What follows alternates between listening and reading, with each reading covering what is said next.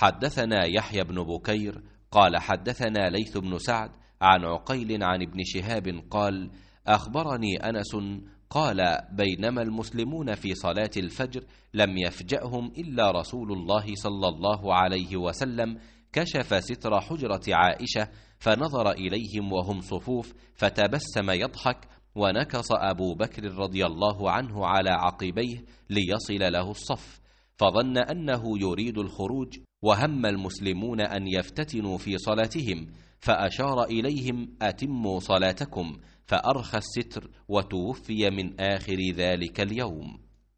इब्न शहाब ने कहा कि मुझे अनस बिन मालिक रज़ी अल्लाह ताला अन्हु ने ख़बर दी कि हुजूर सल्लल्लाहु अलैहि वसल्लम के मर्ज़ वफ़ात में मुसलमान फ़जर की नमाज़ पढ़ रहे थे।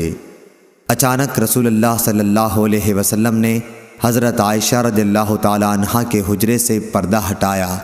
आपने सहाबा को देखा, सब लोग सफ़ें बांधे हुए थे।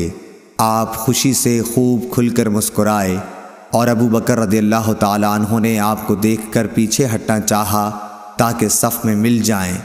आपने समझा कि हुजूर सल्लल्लाहु अलैहि वसल्लम तशरीफ़ ला रहे हैं।